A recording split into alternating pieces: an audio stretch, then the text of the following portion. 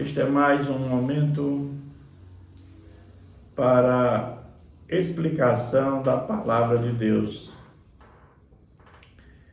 A pergunta que foi formulada é se vamos encontrar nossos familiares no céu. Há muitas correntes doutrinárias divergentes com relação a esse tema.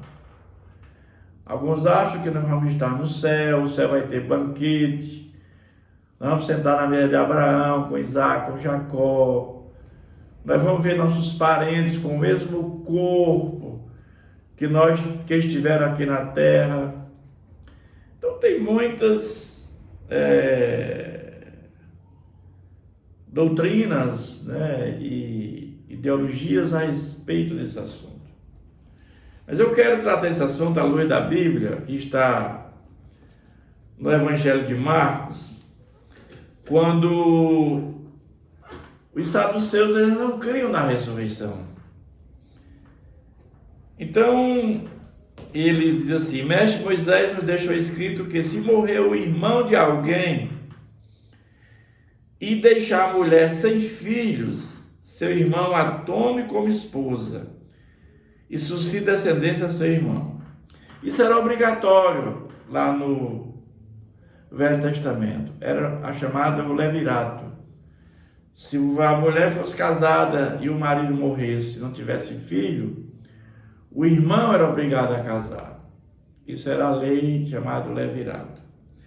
Mas aqui diz que havia 7 irmãos. O primeiro casou e morreu sem deixar descendência. O segundo desposou a viúva e morreu, também sem deixar descendência. E o terceiro da mesma forma. E assim os 7 não deixaram descendência. Ou seja, os 7 casaram com essa mulher, a mesma mulher. E todos morreram. E não deixaram descendência. E assim os 7 não deixaram descendência. Por fim, depois de todos, morreu também a mulher. Na ressurreição, quando eles ressuscitarem, de qual deles ela será ela a esposa? Essa é a pergunta que é feita. Ela casou 7 vezes, e lá na ressurreição, quem será o marido dessa mulher? Jesus responde: não provém o vosso erro de não conhecer as Escrituras, nem o poder de Deus? Pois quando ressuscitarem entre os mortos, nem casarão, nem se darão em casamento, porque serão como anjos no céu.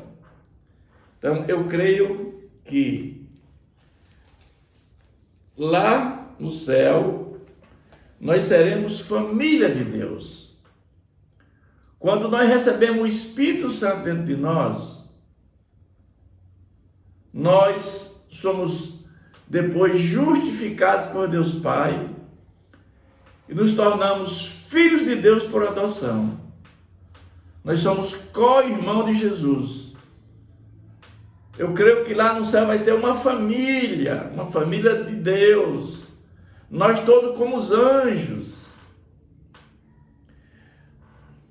No Evangelho de João diz no capítulo 1, versículo 11 e 12, aliás, 12 e 13, diz assim: mas a todos quanto receberam, deu-lhes o poder de ser filhos de Deus, a saber, os que creem no seu nome, os quais não nasceram do sangue, nem da vontade da carne, nem da vontade do homem, mas de Deus. Está dizendo que nós seremos filhos de Deus por adoção, mas não temos carne nem sangue, seremos como os anjos. Nós não teremos a mesma aparência lá no céu. Não seremos reconhecidos. Agora, eu quero ler lá em Apocalipse, que diz, capítulo 21, versículo 4, que diz assim: e lhes enxugará dos olhos toda lágrima, e morte já não existirá, já não haverá luto, nem pranto, nem dor, porque as primeiras coisas passaram. E eu pergunto, se a pessoa chegar lá no céu e o nosso corpo foi igual ao nosso corpo aqui, o mesmo rosto, e se você não encontrar os seus familiares, haverá choro? Sim. Haverá pranto? Sim. Lágrimas? Sim. Mas a palavra de Deus diz que não haverá mais choro, nem pranto, nem lágrima. Eu não creio que haverá consciência sobre esse assunto lá no céu. Porque seremos todos como os anjos. Agora, diferentemente, a coisa mais horrível que eu entendo do inferno é a consciência. Quando nós vamos para a parábola do rico e Lázaro, aquele homem tinha consciência. E ele tinha o mesmo corpo. Diferentemente lá no céu. No céu seremos como anjos, com corpos glorificados, sem sangue, sem carne. Mas lá no inferno, onde aquele homem estava, ele tinha consciência que era rico, que tinha bens, que tinha irmãos. Se ele tivesse dor, ele ia ficar com dor. Ele não seria aniquilado, ele será atormentado pelos séculos dos séculos. Para mim, o pior castigo do inferno é a consciência que ele vai ter. Ele gozou a vida aqui na terra com os prazeres mundanos. Ele se completou de todo o seu gozo, da sua riqueza, de tudo que ele achava bom. E ele agora, lá no inferno, ele tem a consciência de tudo que ele gozou aqui na terra. E ele sequer pode morrer mais, porque a morte foi lançada no lago de fogo.